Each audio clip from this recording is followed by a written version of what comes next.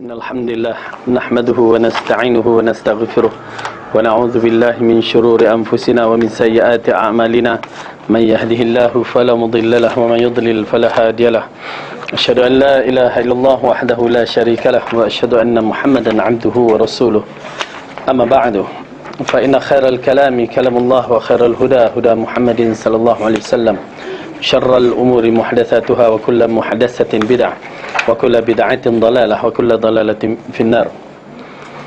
Alhamdulillah, pertama kita rafa'kan syukur kita kepada Allah Subhanahu wa taala yang telah menghimpunkan kita di dalam majlis ilmu dan menjadikan kita di antara hamba-hambanya yang diberikan masa ruang untuk kita menambahkan siri amalan-amalan yang terbaik. Dan kita mengharap dengan adanya peluang yang begini kita banyakkan menuntut ilmu, mencari ilmu dan menambahkan amalan-amalan supaya kita bertemu dengan Allah dalam keadaan yang selesa, bersiap sedia. Jadi insya-Allah mudah-mudahan ia menjadi perkara yang paling berat timbangan di akhirat kelak. Baik. Setelah kita membicarakan tentang perisai ke-17 menjaga lidah, ya, menjaga lidah kita. Di sana huraian-huraian yang bermaksud menjaga lidah kita telah bicarakan. Ke-21 muka surat 6.5 pula 630. Apa beri setengah pula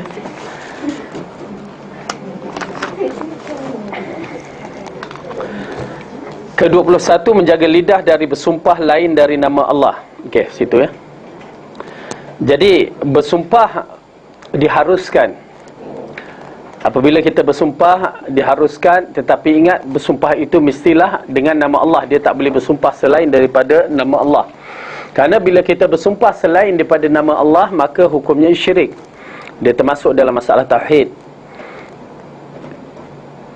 Kita akan melihat bagaimana yang disebutkan dalam perkara ini. Ibnu Umar radhiyallahu anhuma meriwayatkan bahawa Rasulullah sallallahu alaihi wasallam telah bersabda, "Man kana halifan falyahlif billahi awil yasmut." Barang siapa yang nak bersumpah, maka bersumpahlah dengan nama Allah, atau kalau tidak lebih baik dia berdiam sahaja. Ya, kerana apa? Sumpah ini amat penting. Bila sampai satu kemuncak perkara perlu kita sampaikan, orang tak percaya, maka di situ datang kita nak sumpah. Ya, nak mengatakan confirm apa yang aku cakap ni betul. Tetapi masalahnya sumpah itu telah menjadi bahan mainan. Ya, bahan mainan, maka hukumnya bertukar. Okey. Bagaimana dia bersumpah? Maka sumpah alat-alat sumpah, huruf-huruf sumpah apa dia? Kak. Kak orang lama kena ingat ke lupa ke? Perkataan sumpah bermula dengan waw qasam. Okey, wa ataupun ta ataupun ba. Maksud dia wallahi. Okey. Ataupun tallahi.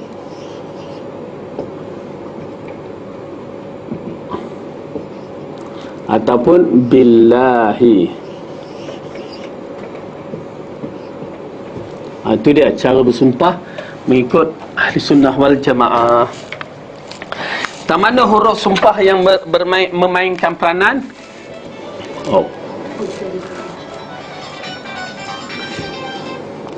Kalimah waw, ta dan ba. Dan juga kalimah belakang ni, baris dia. Okey. Kalau orang tu sebut wallahu ataupun ha, ya, ataupun tallahu, ataupun ha, ataupun billahu,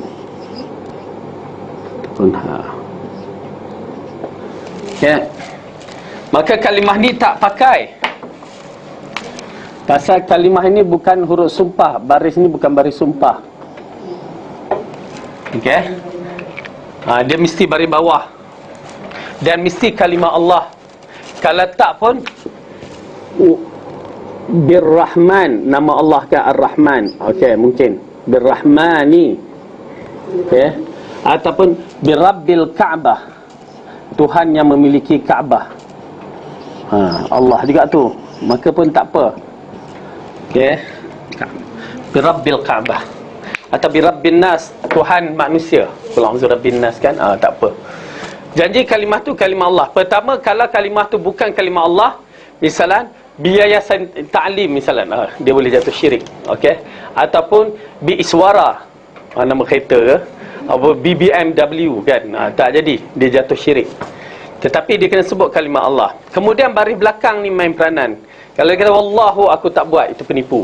Wallahu kan, tak tahu nak sebut apa kan. Mungkin dia ataf, dia jatuh hukum ataf lah. Ataf ni kan apa bahasa Arab apa yang nak sebut, kata pengikut dia. Dan dia dan siapa, macam tu kalimah waw tu, bila letak baris atas depan ataupun atas. Tetapi kalau dia letak baris bawah, itu yang dikatakan sumpah. Selain daripada itu, watambah tu yang birrahman birabil Ka'bah, nama-nama Allah kan. Maksudnya tak termasuk yang 99 nama. Boleh nak letak 99 nama bi asmaul husna tu, ambil nama kat mana aku nak ambil. Kak suka nama apa? Bil Qahhari, boleh. Maksud nama Allah yang terbaik. Okey, boleh. Itu syarat sumpah. Wallahi, dia katakan wallah, dia mati kan, pun tak boleh juga. Aku tak buat, berarti dialah bapa pembuat benda tu. Mesti ada kalimah belakang. Kenapa? Bila orang berkata dengan sumpah, dia akan menghadapi risiko besar di sisi Allah. Sama ada sumpah tu makan dirinya balik, ataupun akan diseksa di akhirat kelak. Kalau orang fahamlah kalimah. Dan orang Arab sekarang, zaman sekarang suka main sumpah. Wallah. Waktu saya duduk di Madinah tu, kerja sana, suka dengan kalimah sumpah tu. Wallahi aku akan pastikan kamu balik, dia kata. Kamu merokok, subhanallah. Apa aku kata, tak ada fikir benda yang lain, nak merokok, suruh aku merokok pula. Tak suruh merokok, okey tak? Okey, baik. Jadi kalimah wallahi, kalau orang bersumpah demi, setengah orang kan, dia menggunakan kalimah demi Allah aku tak buat. Tengok aku pegang Quran, junjung lagi, apa lagi nak buat? Dia nak confirmkan kan, macam setengah orang bersumpah demi Allah dengan Quran, ya, tak laku sumpah dia, penipu. Dia kena sebut kalimah yang begini dalam bahasa Arab. Dia sebut demi Allah ke apa lagi nak? Pegang Quran, junjung Quran, makan Quran, tak laku. Okay, dia mesti billahi. Atau demi, macam Amy Search, demi cintaku padanya, penipu. Ya, sampai ke langit biru lah apalah kan, penipu. Okay, kalimah demi ni tidak diiktirafkan. Demi negara ke tak boleh, tak ada, dia tak digunakan. Okey, kita tengok ya dalam hadis ni. Beliau meriwayatkan lagi bahawa Rasulullah bersabda, man halafa bi ghairillahi faqad kafara aw asyrak. Barang siapa yang bersumpah selain dengan mengguna nama Allah, sesungguhnya telah kafir ataupun syirik. Nampak tak berat tak masalah bersumpah ni? Bukan boleh main-main. Jadi tak boleh bersumpah dengan sesuka hati, kerana itu adalah ruang-ruang syaitan untuk mempermainkan. Jadi kalau orang tak belajar ni, dia tengok orang nipu bersumpah macam tu, tengok dia dah sumpah, dah pegang Quran, dah junjung Quran, dah apanya kan, semuanya tipu belaka. Okey, tak boleh dipercayai. Ke-22, menjaga lidah dari bersumpah dengan ucapan pengakuan untuk keluar dari agama Islam ataupun benda-benda yang haram. Dia bersumpah dengan cara benda yang haram. Contohnya seperti sanggup bersumpah menjadi sebagai seorang Yahudi, Nasrani, kafir, Majusi, bukan sebagai seorang Islam. Seumpamanya apabila mati nanti anda kata suatu sumpahan itu tidak ditunaikan atau tidak betul. Kalau aku cakap tipu ni, sumpah aku akan jadi kafir, na'udzubillah. Dia tak boleh sebut macam itu, haram. Sabit Ibn Dhahhak meriwayatkan bahawa Rasulullah telah bersabda, man halafa ala millati ghairi Islam kadhiban fahuwa kama qala. Barang siapa yang bersumpah dengan pengakuan bahawa dia bukan di atas agama Islam secara menipu, maka kedudukan seperti telah diucapkan. Na'udzubillah min zalik. Ya, maksudnya dia telah terjebak dalam agama yang lain. Ya, na'udzubillah, kalau dia tidak bertaubat. Yang ke-23, menjaga lidah dari mencerca ayam jantan. Tak boleh cerca ayam jantan juga. Pasal ya, ada hikmah yang terkandung. Kalau cerca orang jantan, itu tak tahulah, tengoklah. Okey. Rasulullah bersabda, la tasubbudik fa innahu yuqidhus salah. Maksudnya jangan kamu mencerca ayam jantan kerana ia sebenarnya mengejutkan kamu supaya bersolat. Itu kan. Ya, kita pula jenis malas nak bangun baling botol air ke ayam tu, kesian ayam tu. Dia nak kejut. Okey. Itu di antara sebabnya. Ya, larangan. Kemudian apa sebab kenapa ayam berkokok? Ya, kenapa ayam berkokok? Melihat malaikat. Okey. Ayam berkokok kerana melihat malaikat. Apa yang perlu kita buat? Maka berdoalah. Berdoa. Tu pasal kita akan dengar ayam kadang-kadang pukul 4 pagi, 3 pagi, awal pagi tu dia berkokok. Ya. Dia nampak malaikat. Waalaikumsalam warahmatullahi wabarakatuh. Tengah hari asal dia pukul je. Wallahualam, kalau ikut hadis begitu kedudukannya. Ya. Kadang-kadang kita pun ajuk kuk dia pun ikut. Itu dah kokok lain kan. Nah, maksudnya dia sendiri. Dia sendiri. Okey. Kalau anjing pula dia nampak apa nanti? Kau nak dengar nampak hantu ke? Kau ada yang kata nampak hantu tu, insya-Allah. Ya, nampak syaitan. Ya. Tapi dia ada cara menyalaknya. Jangan kita sayu bukan hung. Itu nampak syaitan. Hanya dia nampak orang nak mencuri. Nak masuk rumah kita pun tak apalah, biar dia nampak syaitan. Auzubillah minasyaitonirrajim, dah sambung tidur. Bangun pagi semua barang dah tak ada. Anjing dah menyalak buat tak sedar kan.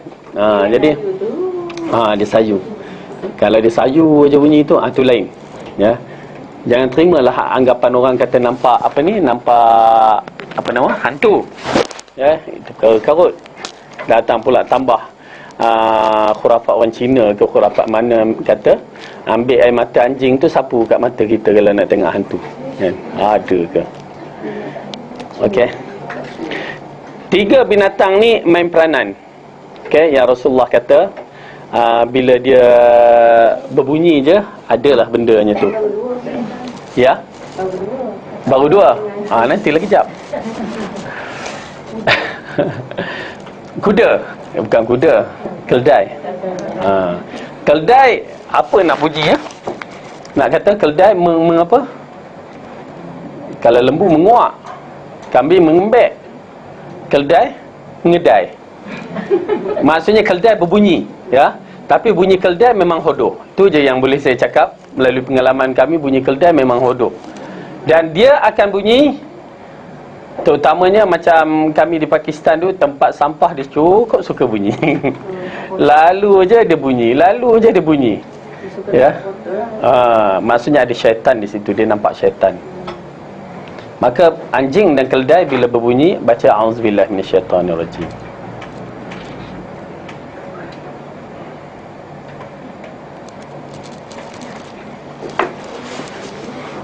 Okey. Jadi ke-24 menjaga lidah dari mencerca ad-dahar, hari dan waktu. Ada di kalangan manusia mencerca hari, misalnya apalah teruk betul hari ini, atau mencerca zaman dan seumpamanya. Ya, tak ong betul aku hari ini. Ya, kita pun tengok bintang kita, bintang apa, Aquarius ke, Capricorn ke, apa Taurus ke. Lepas tu kita pun andaikan sendiri. Tak boleh, haram hukumnya. Ya, jangan cerca. Kesemuanya ini dilarang oleh Islam kerana amalan demikian ternyata termasuk dalam bab mengkritik qada Allah dan qadarnya. Sebenarnya Allah saja yang mengubah siang dan malam. Ketetapannya apabila Abu Hurairah meriwayatkan qala Allah Ta'ala, artinya sesungguhnya Allah Ta'ala telah berfirman, ada anak Adam cuba mencerca ad-dahar, aku sebenarnya adalah ad-dahar itu, di tanganku kejadian malam dan siang. Dalam satu riwayat menyebut akulah yang menukar malam dan siang, dan kalau aku mahu aku boleh mematikan kedua-duanya. Ya, riwayat Al-Bukhari. Maksudnya ad-dahar itu ataupun waktu itu adalah ditetapkan oleh Allah. Perubahan waktu kita ni bukan masalah masa, tetapi perubahan masyarakat. Ya, kalau ikut masa, inilah bulan dan bintang yang hidup di zaman Adam sampai Rasulullah sampai kita. Itulah bulan dan bintangnya. Tapi yang berubah adalah manusia. Okey. Jadi kita kritikkan waktu, bukan kritik manusia. Haram tak boleh. Kalau kata hujan tu, kalau hujan pula tak boleh juga.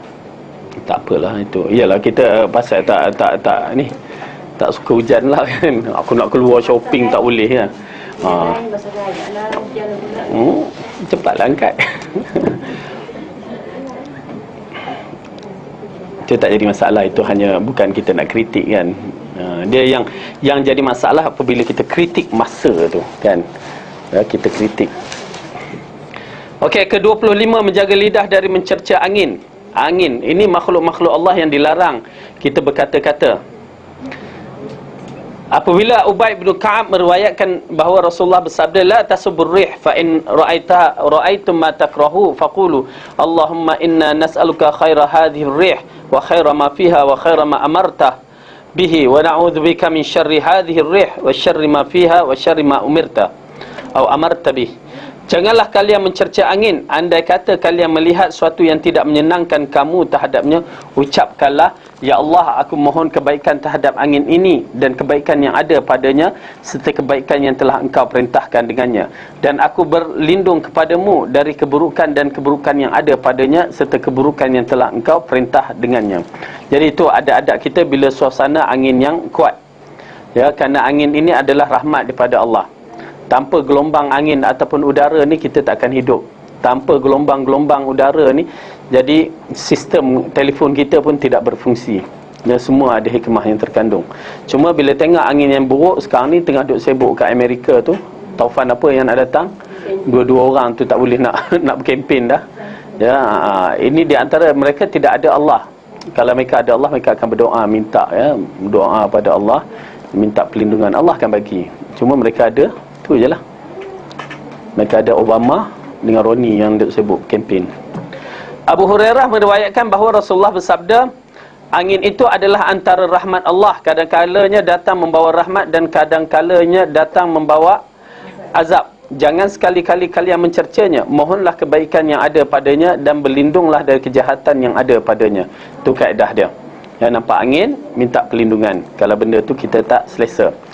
Imam Asy-Syafi'i ada berkata, tidak harus sama sekali seorang mencerca angin kerana ianya termasuk dalam makhluk Allah Ta'ala yang taat. Ia juga merupakan tentera dari tenteranya, dijadikannya rahmat dan kesengsaraan menurut kehendaknya. Kerana kita melihat dalam umat-umat yang terdahulu, di zaman Rasulullah, angin membantu Rasulullah dalam perang apa? Khandak. Aywa, dalam perang Khandak.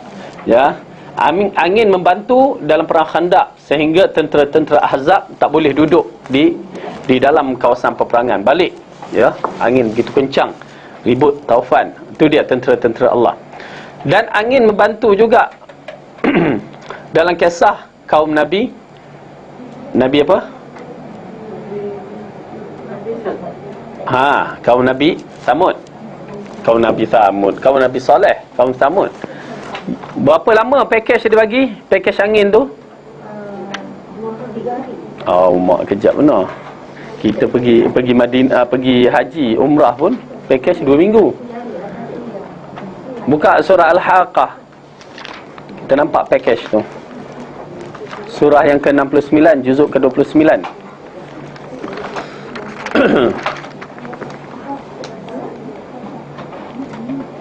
Surah 69, juzuk ke-29, surah Al-Haqqah, muka surat 967.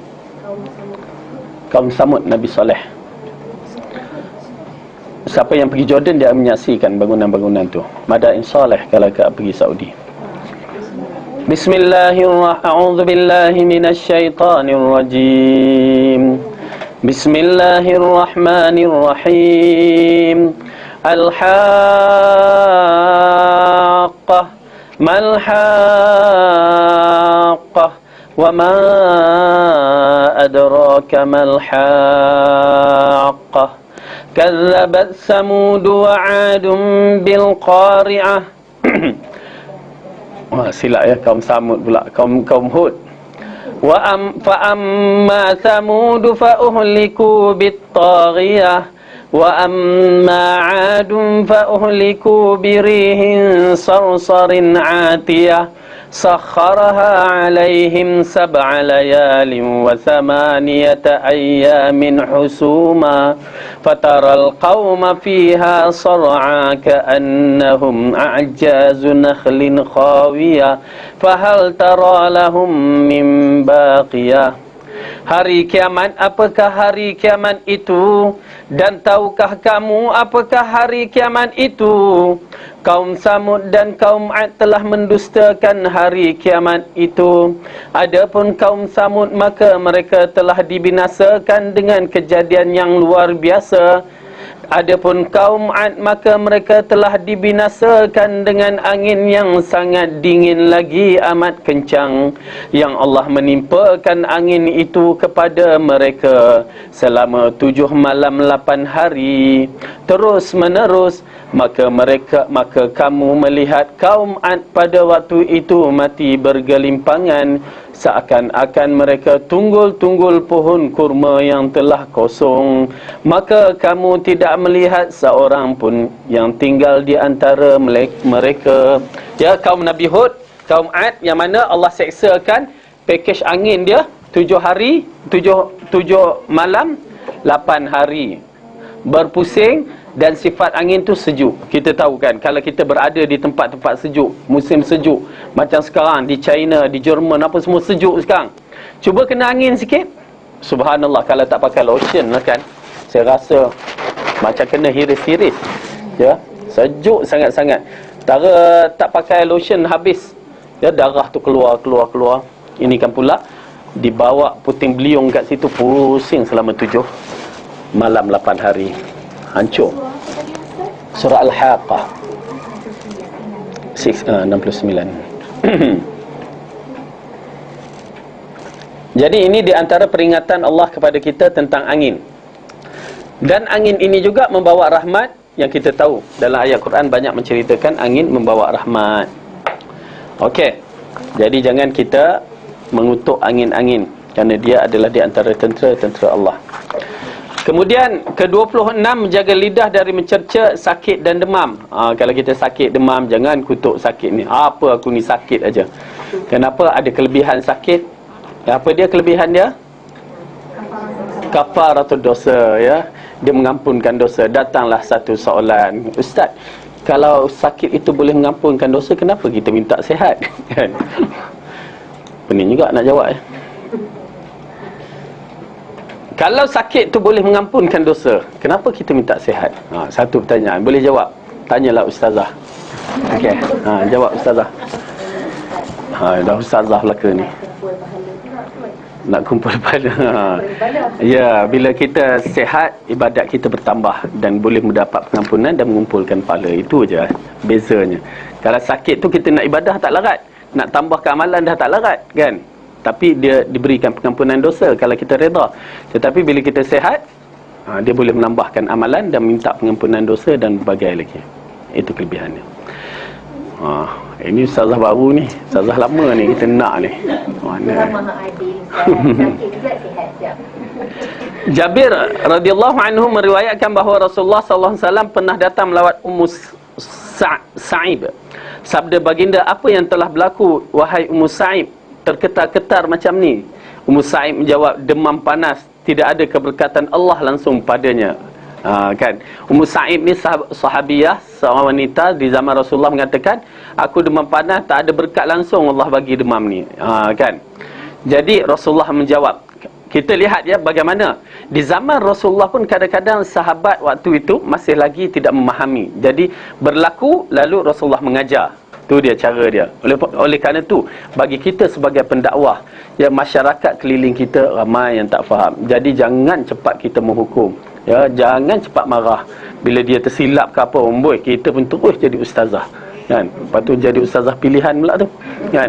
Jangan menghukum mereka, kesian. Mereka tak faham, bimbinglah mereka dengan cara yang baik. Okey. Jadi Nabi Rasulullah SAW mengatakan, janganlah kamu mencerca penyakit demam panas ini, kerana ianya menghapuskan dosa anak Adam sebagaimana hilangnya karat pada besi. Okey, hadis riwayat Muslim. Maksudnya ibu-ibu, ya, dalam bab ini hadis ini mengatakan sebagaimana hilang karat pada besi, bukan senang nak hilang karat tu, betul tak? Dia bukan macam apa ni, minyak pada pinggan kita. Gunalah sabun apa? Cerek, kata cewa, macam Chef Wan buat iklan tu kan.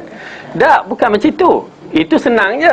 Tetapi masalahnya karat. Bila sebut karat, satu benda yang perlu ditonyoh, kata orang Perak tu, dengan apa? berus dawai ke apa ke nama. Orang sini panggil apa, saya pun tak tahu. Ya. Tonyo sampai hilang karat lah. Maksudnya benda ni agak sukar dibuang dengan dosa-dosa kita yang melekat banyak sangat ni. Maka dengan demam tu akhirnya hilang benda-benda dosa-dosa kita tu. Masya Allah. Itu kelebihan orang Islam yang mana reda dengan ketetapan Allah. Ya, dosa-dosa kecil. Dosa-dosa besar dia tak hilang. Dia kena taubat cara betul. Apatah lagi dosa mengumpat lagi lah teruk. Jangan harap nak hilang, melainkan pergilah sendiri. Banyak pengampunan dosa. Bukan banyak dosa. Banyak pengampunan dosa. Ya. Ramai orang salah anggap ingat banyak dosa. Sebenarnya banyak untuk diampunkan dosa, bukan banyak dosa. Ya.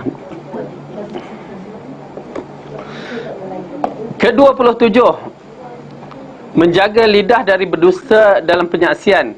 Firman Allah, a'udzubillahi minasyaitonirrajim, wajtanibu qaulaz zur, dan jauhlah perkataan-perkataan dusta. Abu Bakrah radhiyallahu anhu meriwayatkan. Ni Abu Bakrah ya, dia kalimah dia kalau kita tengok dalam hadis dia tulis Abu Abu Bakrah. Dia bukan Abu Baqarah dan bukan Abu Bakar. Okey, ini 2-3 yang berbeza. Abu Bakar lah yang kita tahu sahabat Nabi yang rapat. Abu Bakrah lain, Abu Baqarah tu baru lepas lembu kurban tu. Kan, Baqarah ni lembu. Okey, Bakar dikatakan bikir, anak dara, anak turuna. Okey, Abu Bakrah ni okey. Okey, dia macam tu kedudukannya. Yang apa ni? Kalau orang nak panjat pagar, pencuri nak panjat pagar tu, dia gunakan alat ni. Tali kan. Alat ni. Jadi gelaran kepada lelaki ni Abu Bakrah penggunaan ni. Kenapa? Pada waktu zaman peperangan, di zaman Rasulullah, rasanya Parsi ataupun Rom orang ni asalnya, lalu diisytiharkan siapa yang beriman dengan Muhammad maka dia akan dibebaskan walaupun dia hamba bila dia masuk Islam. Ya, dia di balik kota kan. Kita tahu kan kota zaman dahulu tu kan. Dia balik kota ni duduk. Dia terdengar pengisytiharan yang begitu, ya. Dia di bawah kerajaan Rom ataupun Parsi, saya tak ingat. Lalu dia dengar siapa yang keluar daripada kota tu walaupun hamba ataupun merdeka, dia beriman maka dia akan selamat. Bagi hamba dia akan dimerdekakan. Lalu dia pun cepat-cepat ambil benda ni, dia gayut kat sini, lepas tu dia turun. Dia jumpa tentera Islam, dia beriman, lekat nama dia Abu Bakrah. Orang yang pertama keluar daripada kota tu menggunakan ni. Ya. Okey.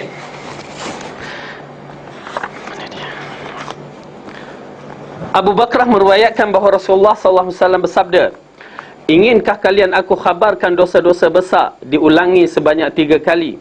Masing-masing menjawab, "Benar wahai Rasulullah." Rasulullah bersabda, "Syirik kepada Allah, menderhakai kedua ibu bapa, asalnya berbaring lantas baginda bangun dan menyambung." Apa maksudnya? Okey. Wa kana muttaqian fajalasa faqala ala wa qul qaul az-zura. Okey. Asalnya berbaring, bukan baring Rasulullah bercakap. Ini style orang Arab. Mungkin kita tahu kan macam mana Rasulullah ni. Muttaqi, tahu muttaqi? Macam mana nak buat sampel pula. Okey. Muttaqi ni dia macam raja tau. Raja yang duduk cewa kan, ambil anggur, makan apa semua. Itu muttaqi. Saya bagi contoh, maaf kak ya. Okey. Dia itulah nak baring ni. Dia muttaqi macam ni kan. Ini nama muttaqi. Okey. Omboi. Sorry. Kalau macam okey. Muttaqi ni duduk macam tu tak apa. Ya, itu memang cara orang Arab, itu pasal ada bantal pada kalau kita duduk macam takkanlah tak pernah duduk rumah orang jenis suka style Arab tu, dia bantal bulat, bantal apa, guna bantal tu adalah untuk lapik ketiak tu kan, untuk mutakik tu lah, ya. Itu satu. Dan bila hadis mengatakan bila seorang itu 3 perkara kalau orang bagi tak boleh tolak. Pertama, bantal. Ya. Kita masyarakat kita salah faham bila sebut bantal tu, dengar bantal dan bilik itu dibagi kan. So tidur ke apa? Orang Arab dia bagi bantal tu untuk mutakik, untuk duduk macam itulah. Kan? Bantal itu. Dan bantal tu boleh dibuat alas duduk. Okey, kemudian susu dan kemudian minyak wangi. Okey. Jadi mutakik ni ada beberapa hukum. Pertama, kalau duduk macam itu saja-saja tak menjadi masalah. Okey. Kedua, nak makan cara mutakik yang dikatakan mutakik macam itu diharamkan ataupun dilarang. Ulama mengatakan itu tasyabuh menyerupai orang kaya di zaman dahulu. Kan raja-raja kena pula inang tu kipaskan dia kan. Sekarang dah tak payah dah pasal ikonnya kan. Okey. Ada larangan lah. Kita nampak nak kata haram tu keras sangat, tapi dilarang. Okey, dilarang. Baring kita. Baring kita lantak lah. Nak mutakik ke menerap ke apa. Maksudnya kalau makan masa baring kita punya baring. Kalau Melayu kalau hospital okey lah. Kalau makan sambil barang pun malas betul lah. Macam mana makan sambil barang. Tak apalah, cuma kau cekik lah. Makan sambil baring Apa tu? Itu tak ada buku ya? Itu ada situ. Muttaki'an. Pasal ayat ini banyak di dalam syurga ya. Muttaki'ina fiha 'alal ara'ik. Ayat. Mereka duduk muttaki' di dalam syurga di atas dipan-dipan ataupun tempat. Macam mana dipan-dipan tu? Yang diberi misal, ya ada alat sekarang orang gunakan macam muttaki' punya tempat. Nak kata cushion bukan cushion. Okey, lepas dia mutakik itu, kalau itu pasal ya ibu-ibu, dalam masalah ini satu benda yang paling penting ya. Kadang-kadang kita merasakan setengah orang tu baru nak faham bahasa Arab kan. Dia baru nak faham bahasa Arab, habis dah, alhamdulillah saya dah belajar harfiah dah habis dah. Terus nak jadi ustazah, saya kata berbahaya sangat-sangat. Kerana ini yang berlaku. Orang minta saya bagi pandangan kan. Saya kata berbahaya kerana kadang-kadang okey kita baca. Saya kata kalau dia ngajar tafsir, dia pakai buku apa? Buku tafsir Ibn Katsir lah. Bahasa apa? Bahasa Melayu. Hilang. Kalau dia guna bahasa Melayu, bahasa Arab ditinggalkan, dia akan lari banyak makna. Okey, kita tengok terjemahan dalam ni. Inginkah kalian aku khabarkan dosa-dosa besar? Diulang sebanyak 3 kali, masing-masing menjawab, benar wahai Rasulullah. Rasulullah bersabda, syirik kepada Allah, mendahului kedua ibu bapa, asalnya berbaring. Okey, bahasa Melayu yang diterjemahkan oleh Abu Abdurrahman An-Nairusi ni, dia kata berbaring. Sedangkan dalam bahasa Arab, muttaki' itu bukan berbaring. Kalau dia tak ada bahasa Arab dengan secara betul, dia terus tengok, berbaring lah. Jadi, asalnya berbaring, tengah baring, macam kita tidur tu dia bercakap. Lain, muttaki' dengan menghadap badan kepada orang. Kalau kita tidur, kepala kita, mata kita ke atas. Jadi tak sama. Lantas baginda bangun dan menyambung. Kalau ikut istilah, kalau kita tak baca terjemahan, bangun daripada baring bangun, lepas tu bangun macam mana? Duduk ke ataupun berdiri? Kan? Tetapi bila kita tengok dalam bahasa Arab ni, muttaki'an fajalasa, maksudnya dia duduk. Muttaki' itu dia bangun dan duduk. Okey? Lepas tu dia mengatakan, lantas baginda bangun dan menyambung percakapan dusta dan penyaksian dusta. Baginda sentiasa mengulang-ulangnya sehingga kami masing-masing berharap dia berhenti dari menyebutnya. Menunjukkan bahawa percakapan dusta dan saksi dusta ini adalah satu benda yang besar, yang bawa kepada dosa besar. Okey? Jadi ini perkara yang tidak baiklah. Termasuk kabair.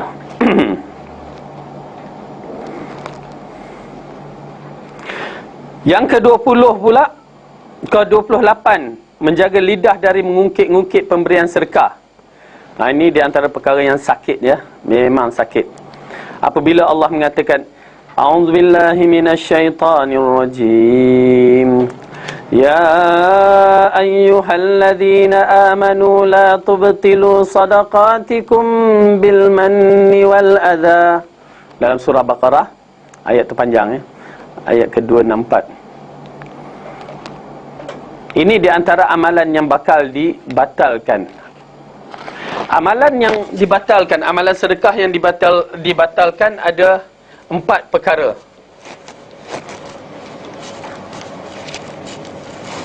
Buka surah Baqarah ayat 234. Ayat 2 berapa? 264. 1. Ya ayyuhalladzina amanu la tubtilu sadaqatikum bil manni wal adha. Okey. Manni mengungkit-ungkit. Okey, yang membatalkan pahala sedekah. Okey. Mungkin aku dah bagi kan. Tak kira kamu bagi adik-beradik ke siapa pun tak boleh.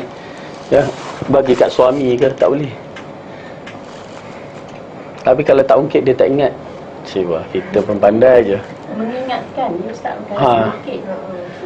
Mengingatkan. Tak boleh. Ngungkitlah tu. Ya. Itu ngungkitlah tu. Suruh dia ingat macam tak cakap lah, nak suruh dia ingat balik. Itu anak-anak tak apa. Kalau untuk anak-anak tak apa. Ataupun dalam keadaan waktu kritikal orang tak menghargai, itu tak apa yang saya nampak. Ya. Berdalilkan hadis Uthman Ibn Affan. Kalau anak-anak, kalau tak ungkit dia tak faham. Mak dah besarkan kamu, dah lahirkan kamu kan. Daripada apa orang kata kaki tu dua jari, tapak kaki 2 jari. Itu tak apa. Ya, untuk mengingatkan dia bagaimana pengorbanan mak dan ayah, itu tak kisah. Ataupun kita dah bantu, tiba-tiba dia tekannya kita, ya, dia inayakan kita, maka di situ mungkin boleh. Aku dah bantu kamu, kamu buat aku begini kan. Itu mungkin. Tapi saja nak nyakiti dia, ngungkit kisah lama, kamu tak bagi aku. Dulu aku bagi kat kamu. Bagi apa? Ya, cekodok 1 piring ya. Kita ungkit. Okey, tak boleh. Kemudian yang kedua, wal manni wal adza, menyakiti.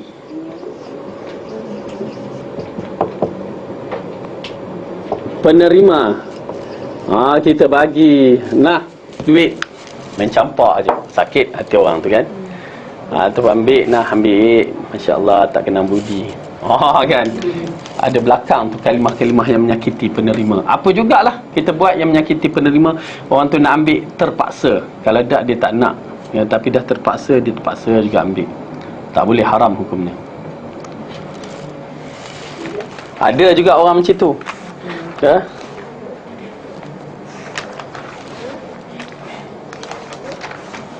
Mana ayat 264 ya? Kemudian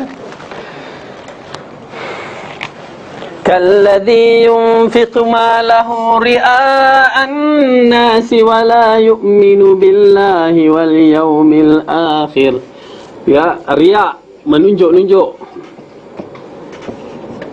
Okey. Ini derma saya. Replika cek dia. Tu dia kan.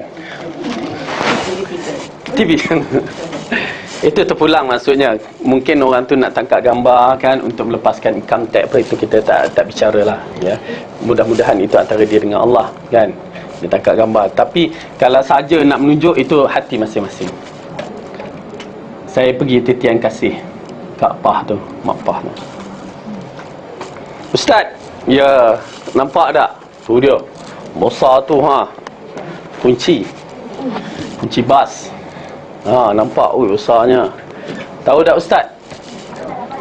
Dah. Ni kunci bas ni dah 2 tahun Ustaz. Gambar dah keluar kat surat khabar. Bas tak sampai-sampai lagi. Nampak jahatnya.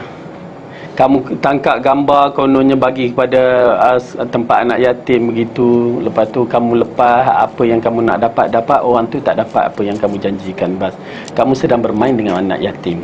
Tak boleh. Ya, bila kamu dah kata macam tu, kamu kena bagi, kerana Anak yatim lain daripada, maksudnya orang susah apa semua. Anak yatim, fakir miskin lain kalau doa mereka kamu inayahkan. Ya. Kita pun saja main-main mak pa manalah nak dapat bas macam itu, kunci besar sangat kan. Itu je lah selorong dia kan. Ya. Kesian. Itulah orang ambil kesempatan banyak. Okey, yang keempat, kafir. Itu pasal orang kafir wala infak macam mana sekalipun habis. Wala yu'minuna billahi wal yaumil akhir, maksudnya kafir. Ini 4 perkara yang boleh membatalkan amalan sedekah kita. Walaupun dah 10 tahun, 20 tahun kita bersedekah, ungkit habis batal. Alah, bukan ungkit, ingat saja Ustaz. Pun batal. Ya, kecuali kepada anak.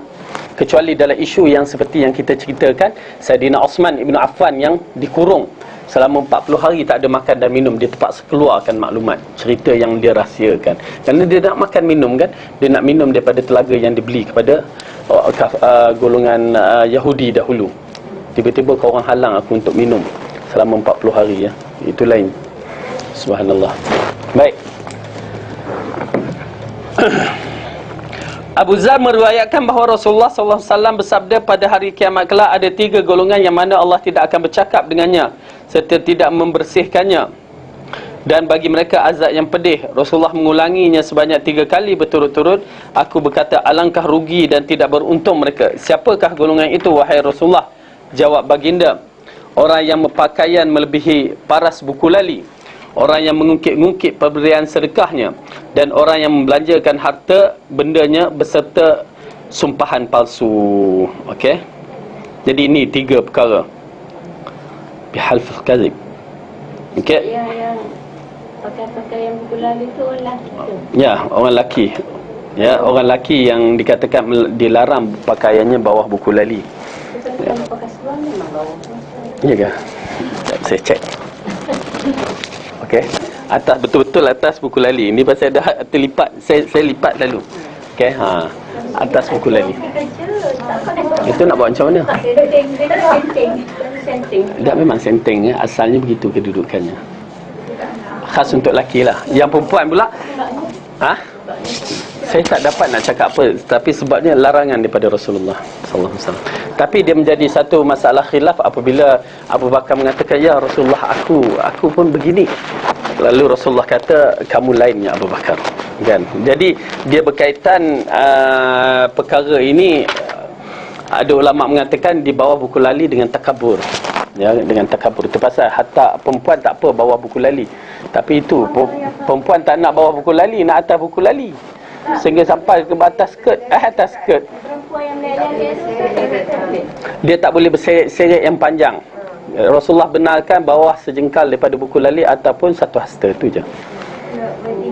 Tapi wedding gown tu dah, tu dia berekor-rekor tu, itu tak boleh. Ya. Sejengkal ataupun satu hasta, tu je.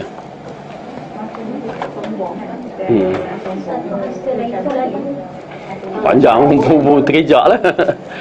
Lah, itu yang Rasulullah kata kalau nak, itu je panjang yang dibenarkan. Pasal zaman dahulu lain, zaman sekarang lain sikit. Yang lelaki tu Ustaz. Yang bulan ni.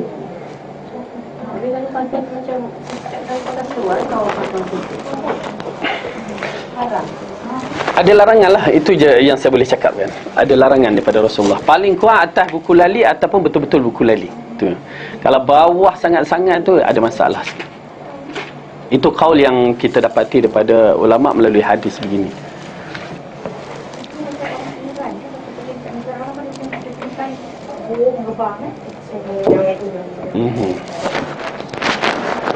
Perempuan ya.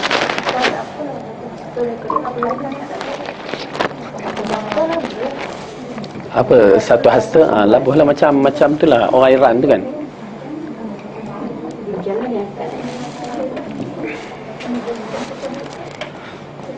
Okey, itu ini dikaitkan dengan lelaki ya.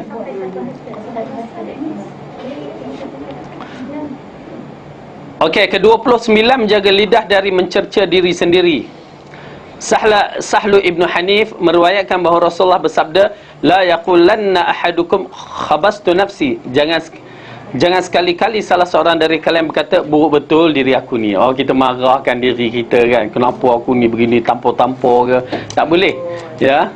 Kalau marah macam mana pun, merajuk macam mana pun, jangan seksa diri. Nampak tak larangan Rasulullah kepada siapa yang menyeksa dirinya. Ha? Macam kata macam ihau, macam so stupid. Macam kita kan ada macam bodoh yang macam tak boleh. Why I so stupid kan. Tak boleh lah. Menghina diri. Menghina diri. Dia banyak istighfar lah, itu je. Tapi ialah kadang-kadang kita kritik diri kita kesilapan kan, masuk multi level tak betul cara kan. Bodohnya aku ni kan. Mungkinlah kita nak betul, tapi maksudnya bodoh ni bukan menghina diri kita, tapi nak mengkritik diri kita. Lepas ni berhati-hati. Tapi kita nampak astagfirullah, beristighfar lah. Astagfirullah, kenapa aku macam ni. Janganlah kata bodoh kan. Diri kita cerdik tapi silap cerdik. Cerdik tak boleh dipakai waktu tu. Okey. Itu pasal bila kita marahkan diri kita, ya bertuah betul aku ni kan, walaupun tak bertuah, kerana dia berbentuk doa sebenarnya. Mak kita dulu marah anak, dia tak sebut benda yang tak baik, anak bertuah kan. Dia tak sebut setan kamu. Adalah mak bapak yang buat macam tu kan. Sebenarnya efek pada mak bapak bila dia sebut benda macam tu pada anak-anak, dia jadi doa. Marah macam mana, kontrol ucapan, sebut yang terbaik. Ya bertuah kamu kan. Saya teringat mak saya, ialah saya ni nakal tu kan. Bila sebut anak bertuah, zoom lari, zoom nyorok. Tahu dah kena kejar punya kan. Ya. Ha? Geramnya tak apa, itu tak apa.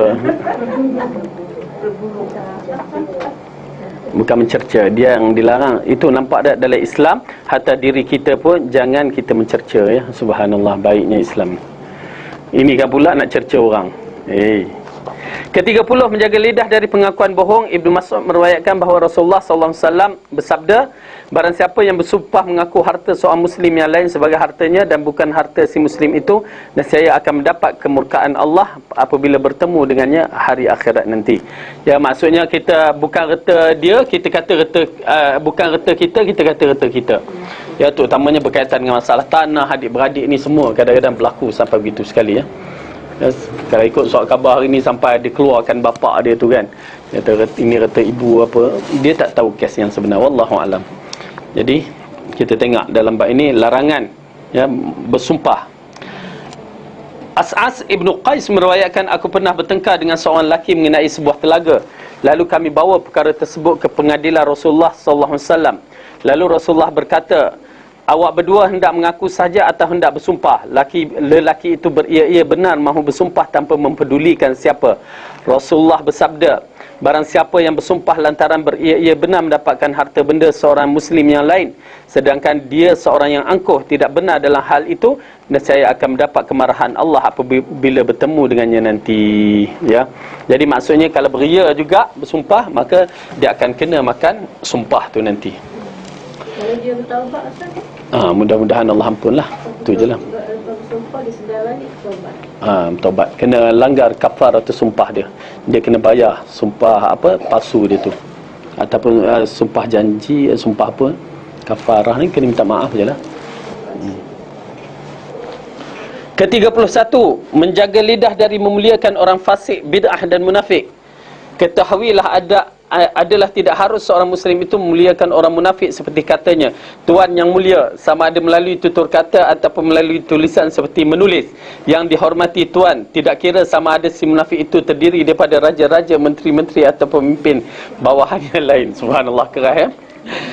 Buraidah meriwayatkan, nanti kita kupaskan, bahawa Rasulullah SAW bersabda, jangan kalian mengucapkan ucapan Tuhan kepada orang munafik, kerana sekiranya dia benar-benar menjadi Tuhan, nescaya Allah akan memarahi kalian. Riwayat Abu Daud dan An-Nasai, sanadnya disahkan sahih ya oleh Hafiz Al-Munziri.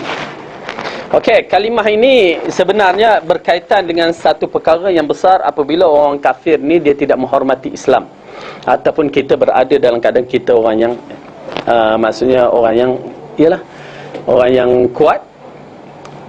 Tetapi bila sampai tahap yang begini suasana kita sekarang, kita terpaksa menggunakan kalimah-kalimah ni seperti bukan nak mengagungkan dia, tetapi nak beradab dalam situasi, betul tak? Kerana kadang-kadang kita ada bisnes kita sendiri nak berhubung dengan Richard ke apa ke nama tu kan. Jadi kita takkan nak sebut hoi Richard kan. Tak boleh, kita kena ada prosedur dia, maka itu tak apa, tak menjadi masalah. Okey? Kerana kita bukan nak mengagungkan dia. Bentuk urusan muamalat dibenarkan. Ya, Rasulullah sendiri beradab ya apabila mereka mengatakan bertanya tentang berkaitan dengan Abdullah Ibnu Ubay tu, Rasulullah kata aku tidak mahu orang mengatakan begini. Jadi dia jaga adab-adab dia. Okey, itu tak apa.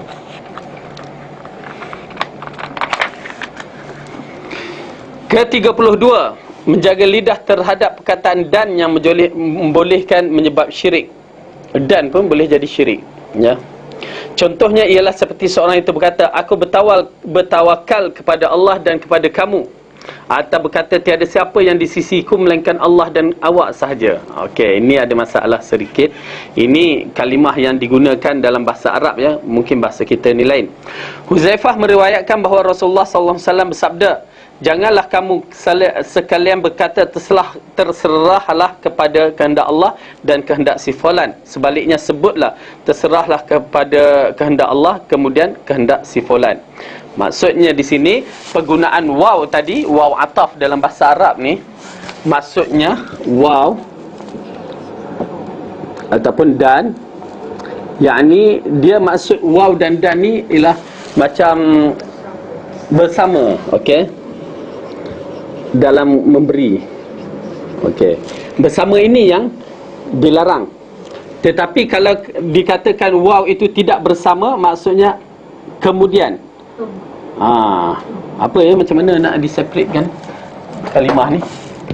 Tapi dalam bahasa Arab dia akan tukar summa. Okey, kemudian barulah kamu. Kemudian ni tak apa ya.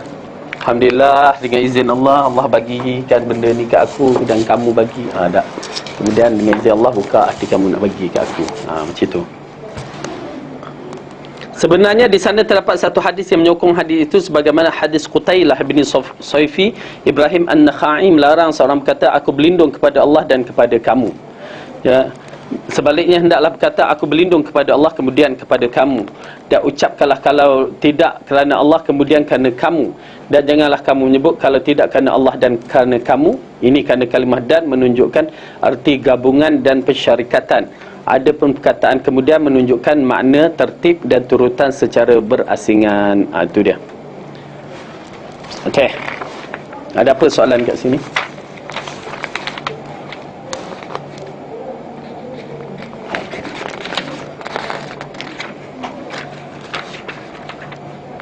Tinggal sikit lagi bab ni dah nak habis. Okey, ada apa soalan?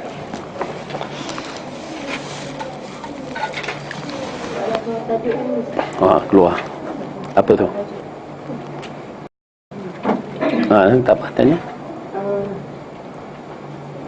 Seorang ibu, dia masa dia kahwin dengan suami dia tu, dia tak tahu sama ada suami dia tu masa bercerai dengan isteri pertama tu, sebelum kahwin dengan dia tu, harta pencarian dia tidak bagi lah maksudnya. Okey. Lepas tu yang saya katalah, mak dia, isteri yang dia baru kahwin yang kedua ni pun tak tahu cerita. Tapi sekarang isteri yang kedua tu pun dah meninggal. Jadi sekarang anak dia tu tanya macam mana dia nak buat. Sebab setahu dia mak dia tak bagi pun harta tu untuk anak isteri pertama. Macam mana Ustaz? Macam mana? Okey, kita bagi contoh.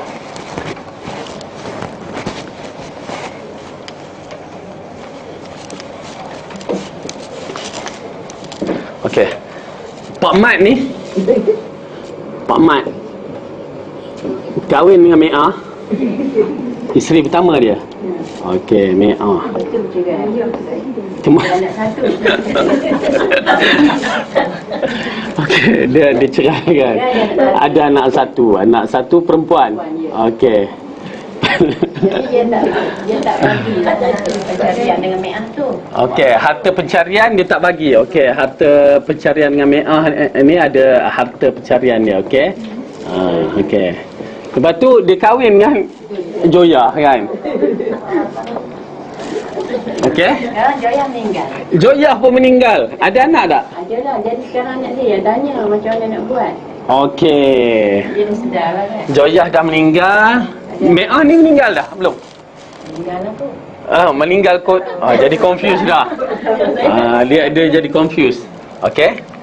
Jadi anak Joyah ni dia sedar lah kan, ayahnya dah kahwin dua, dia ceraikan Me'ah ni. Jadi harta pencarian dia tak bagi. Okey. Jadi dengan Joyah ni ada harta pencarian juga, sepencarian.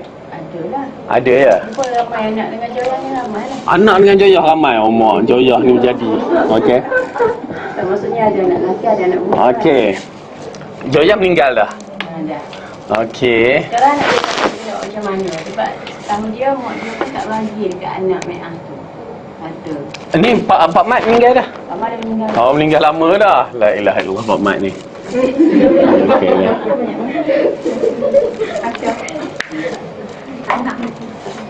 Okey, dalam bab ini, okey. Pertama, kalau macam tu keadaannya, okey, sewaktu Pak Mat ni meninggal, ialah sewaktu Pak Mat ni hidup dulu, seharusnya harta pencarian ni dibahagikan, tapi dia tak bahagi, dia ambil seorang. Okey, dia ambil seorang, itu dah kira berdosa lah Pak Mat ni, rahimahullah lah. Jadilah mati. Kemudian Joyah ni pula ada harta pencarian dengan Pak Mat dan ada harta lebih Pak Mat tu. Ya, sewaktu dia mati. Jadi yang ni tak jadi masalah.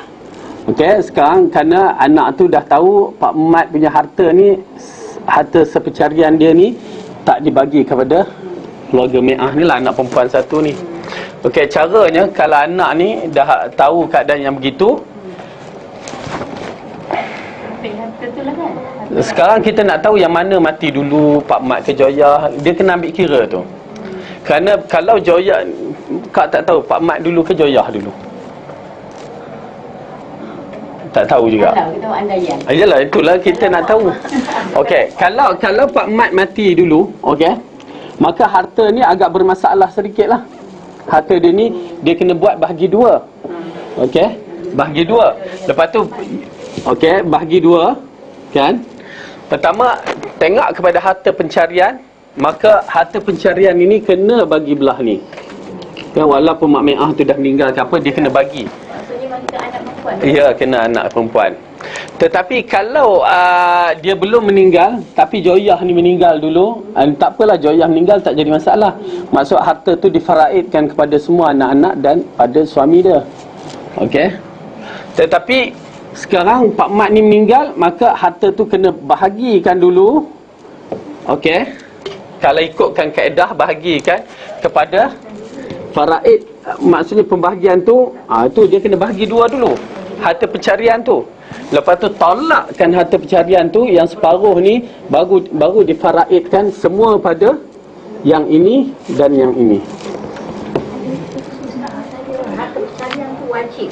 Itu pasal hak isteri. Kerana Pak Mat tak boleh ambil hak isteri. Ya. Tak, dalil sekarang, Dalil jelas ayah. sekarang sebab anak dia ni, dia tanya, maksud pada saya lah, mungkin Joyah tu Joyah tu baru meninggal ke apa. Sebab dia kata sekarang maksudnya macam mana dia nak tolong mak dia ni, sebab mak dia pun tak tahu Pak Mat ni tak bagi dekat anak perempuan dia. Anak dia ada lelaki ni tanya, dia nak, maknanya dia nak tolong mak dia nak buat macam mana. Okey. Sebab mak dia dah meninggal. Dia tolong keluarkanlah harta tu. Harta yang ada pada mak dia tu, kalau dah bercampur dengan bapa dia ni, kena keluarkan sebahagian harta tu. Kalau saya tak tahu harta, sebab sekarang dah macam harta yang sebelah isteri sama Me'ah tu, dengan harta sekarang dah tak tahu banyak mana contohnya. Kita tak tahu lah kan sebab dia dah lama contohnya. Boleh tak yang harta peninggalan Pak Mat tu dibahagikan, ni anak perempuan seorang, Okey. kita bahagikan ikut faraid dengan anak-anak Joyah ni, boleh tak? Dia apa-apa syarat pun kena bagi separuh dulu. Kena bagi separuh. Ataupun bagi nisbah untuk harta Me'ah ni. Dia kena keluarkan dulu. Pasal Kalau macam mana, walaupun banyak mana anak dia kan tak ada anak, kalau dia tak ada anak, katakan dia tak ada anak, dan harta dia tak ada lah untuk bagi secara okey, kalau tak ada anak tu dah kira lain. Dia kena, kalau faraid, adik-beradik Me'ah akan dapat. Oh, adik-beradik dia kena bagi jugalah. Kena bagi. Kena bagi Kena bagi. kepada Me'ah punya side tu. Okey. Apa payahnya? Hukum, hak. Kalau tak ada faraid, kita takkan dapat hak. Tak, sekarang macam mana pun dia kena bahagikan dua dulu harta sepencarian yang dahulu. Kalau dia ada maklumat, kalau tidak main agak ijtihad, jumpa pihak mahkamah syariah. Lepas tu kena keluarkan separuh, kena serah kepada keluarga Mi'ah ni, maksudnya si anak ataupun adik-beradik. Tapi dia dah ada waris ni, lain lah. Jadinya sekarang ni macam anak-anak Joyah tu, yang anak lelaki dia tanya saya, maknanya sekarang anak lelaki dia tu kena pergi mahkamah ke? Taklah, kalau nak dapat nasihat begitu kedudukannya. Syariah. Kerana itu adalah hak si Mi'ah ataupun adik perempuan dia ni bincang. ni sini. Bincang cara baik pun boleh. Ya, boleh, tak jadi masalah. Kerana dia ada hak besar kat sini. Sebahagian harta tu ada hak untuk dia. Ya, ambil harta Joyah yang tu. Apa-apa bagi dia kan. Kita tak berani nak kata harta Joyah ni. Sekarang harta Joyah ni, adakah harta ni warisan dari Pak Mat ataupun tidak? Itu dia. Kalau harta Joyah tu sendiri, dia tak boleh ambil. Maksudnya harta pusat pencarian pula. Sebab Pak Mat tu dah kahwin dengan Joyah. Ya, Pak Mat kahwin dengan Joyah. Okey, harta Joyah tu mana? Harta Pak Mat mana? Dia kena tahu juga harta Pak Mat, harta Joyah. Dia kena clear harta Pak Mat ni bagaimana kedudukannya. Kalau perlu keluarkan baru. Lepas tu baru faraidnya.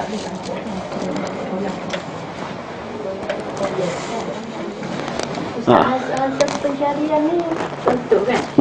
Isteri dia kerja, suami dia izin kerja. Okey. Dia nak dia masuk suami dia. Okey. Itu kira harta pencarian. Itu bukan harta pencarian, itu harta isteri lah tu. Itu harta isteri. Sebab ada orang kata harta pencarian. Apa harta pencarian? Tak ada harta isteri. Kalau rumah tu isteri yang beli, maka itu harta isteri.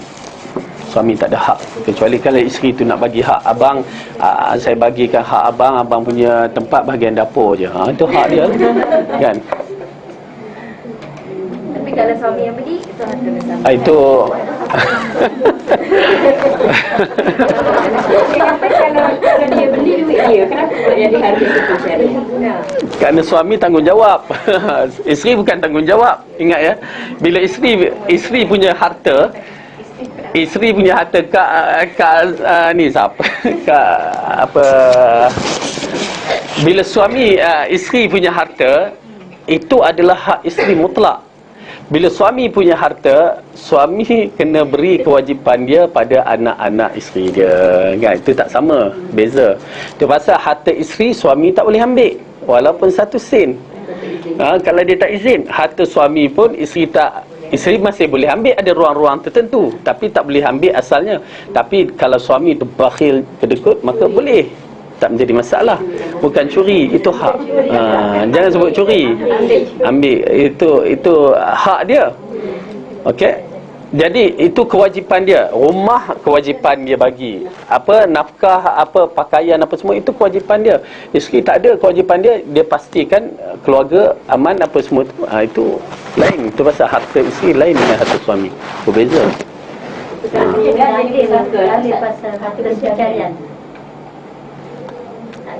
Secara umum tak ada. Cuma mungkin kalau apa ke dikiaskan. Masalah kias, maksudnya hak seseorang tu ada hak masing-masing. Kalau isteri tu meninggal, dia dah jadi pusaka lah kan? Dapat. Itu dapatlah faraid dia.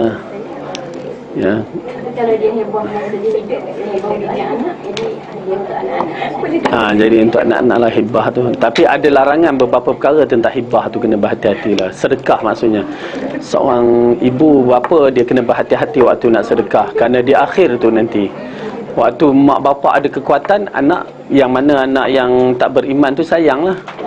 Tapi bila mak bapak dah tak ada kekuatan, tu yang kita kata mak tu habis dah, tukar nama ke atas tanah 4 ekar ke 2 ekar, dah halau maknya duduk dia. Itu yang kita katakan, kita nasihat berhati-hati. Bukan anak kita, bukan zaman anak dahulu yang ambil berat mak ayah dia. Berhati-hatilah, tu je. Dan harta pencarian memang kena bahagi, kerana sama-sama mencari. Tapi kalau dia baru kahwin, berapa tahun betul cerai. So kira separuh juga ke macam mana? Tengoklah harta pencarian. Pak Mat dengan Joyah berapa banyak dia cari. Pak Mat bagi 10,000, Joyah bagi 15,000. Maka ni. Mi'ah, ha. Kalau dia baru kahwin berapa tahun ni tak cerai dia. Alahai. So kena bagi pound juga. Tak, dia tengok kepada pembahagian nisbah. Kalau dia kata, Dia asalnya nisbah. kalau dia kata tak apalah, ambil dia semua, janji lepaskan air. Alhamdulillah. Dia jadi harta Pak Mat je lah. Itu tak apalah. Tak, dia bilang tak boleh kan, sekiranya tu masa Pak Mat tu dia dah kahwin isteri Dua. Joyah tu. Katakan harta dia yang dia peroleh semasa berkahwin dengan Joyah, anak dia dengan isteri pertama Mi'ah tu tak dapat perhatian dia. Sekiranya harta tu dia letak atas nama isteri dia semua, Okey. jadi anak dengan Mi'ah tu tak dapat apa-apa. Kalau dia mati. Macam mana? Oh, dia dah bagi. Kalau dia bagi tu, kita tak boleh kata apalah. Dia jadi. Letak atas nama isteri dia. Tapi itu ingat ya, dia ada syarat dia. La wasiyatul lil waris. Pertama, harta nak diwasiat pun ada syarat dia. Kalau dia nak bagi mesti 1/3. Dia tak boleh lebih 1/3. Kalau hibah wasiat sedekah sama je konsep dia. Itu pasal dalam Islam dilarang menginfakkan semua harta. Dilarang. Kalau hibah, Hibah sekali. Hibah macam hadiah juga, sedekah juga. Tak boleh. dia masih hidup, dia dah Itu dia silap. Dia berlaku kesilapan yang besar. Dia kena ada satu, kerana kalau dia hibahkan semua waktu itu, berarti dia akan menghadapi masalah besar. Itu pasal dia dikatakan derhaka kepada Allah, akhirnya dia tanggung derita. takut dia pilih yang mana yang dia suka. Ya. Maknanya dia walaupun dia satu bersikap tu, dia tak boleh bagi pada yang lebih daripada 1/3 sewaktu hidup dia. Itu wasiat. Tak, saya tak tahu wasiat saya tak tahu. Sah juga nak jawab. Tapi usulnya, dalam usul bab pembahagian harta ini, mesti sewaktu dia hidup, dia tidak boleh bagi semua hartanya kepada orang. Dia mesti bagi 1/3 sahaja ke bawah. Walaupun hibah. Walaupun isteri dia sendiri. Ini bagi ini di antara satu perkara yang berkaitan dengan masalah-masalah untuk kebaikan orang punya harta. Okey, I pula kan. Pak Mat bagi kat Joyah, nah semua hartaku. Tiba-tiba Joyah buat perangai. Pak Mat nak duduk mana sekarang? Ingat tu, ya, bukan saya nak mengatakan, tapi itu hakikat yang Allah bagi supaya berfikir elok-elok. Ya, betul isteri itu bersama, tetapi sama ia terikat disebabkan nikah, dan bila-bila masa boleh terpotong. Tidak seperti anak kan. Tara anak yang terikat macam itu pun boleh jadi terbalik. Tidak seperti ibu dan ayah kita kan, terikat lain kan. Namun begitu kita mengatakan dalam bab ini 1/3 sahaja kalau apa pun nak berlaku. Lepas tu yang lain apa-apa pun bersedia sahaja. Maknanya sedekah, wasiat, hibah tak boleh 1/3. Tak boleh. Had 1/3 je. Ustaz dia macam kata, Kecuali kalau dia ialah bila dia sebut kalau lepas mati tu dia jadi ini faraid juga. Tapi ianya berbahaya, sebenarnya berbahaya kepada empunya, terutamanya di akhir zaman ni. Saya katakan anak-anak yang dia banyak kepada keduniaan, kita takut sangat-sangat. Cukup saya katakan baca surat khabar pun memadai kita belajar daripada kesilapan orang. Ya, cukup belajar daripada kesilapan. Ustaz, kalau macam harta tu bagi atas nama kita, maknanya memang kita punya lah. Kalau ikutkan kaedah kita punya lah. Itu pun saya terdengar orang tu sembang, mak dia nak buatlah rumah kan, tanah pusaka suami dia. Jadi kalau ikutkan di faraid dah kan, faraid kan, okey. Tanah tu 4-5 anak dia. Lepas tu dengan bini dia, mak dia tu. Okey, 5 anak, 2 anak tak setuju. Dua anak tak setuju. Okey. 3 anak ni okey, tak apa. Tara belum mati tu, subhanallah. 4 anak setuju, seorang anak tak setuju. Tara belum buat rumah tu, tengah plan-plan, anak tu kata, okey, nanti kalau awak nak ambil yang mana nanti? 4 kita bagikan 4 rumah tu. Subhanallah, belum buat anak dah bicara, kalau mak mati kita nak bagi rumah tu. Logik ke di akal? Terkejut saya. Apa sembang macam tu? Orang tolong mak buat rumah tu, biarkan dia hidup selesa. Mak dah umur 60 lebih kan. Maksudnya kita nak selesakan, kawan boleh bincang macam mana nak bagi reta rumah tu nanti. Nampak tak? Itu anak ya. Bahaya. Itulah saya katakan, macam mana pun berhati-hatilah. Itu je. Pastikan ada sebahagian milik kita. Kecuali kalau anak tu tegas, ada di antara anak yang akan tegas dalam bab tu, itu lain cerita lah kan. Tapi yang kita buat surat tu kan, Ya. menjadi berjalan setelah kita meninggal. Mungkinlah, itu mungkinlah. Wallahualam. Okey. Ada apa lagi soalan? InsyaAllah kalau tak ada apa-apa yang baik itu datang daripada Allah, salah dan silap itu dari kelemahan saya sendiri. Qul qawli hadza wa astaghfirullah li wa lakum. Assalamualaikum warahmatullahi wabarakatuh. Subhanakallahumma wa bihamdika.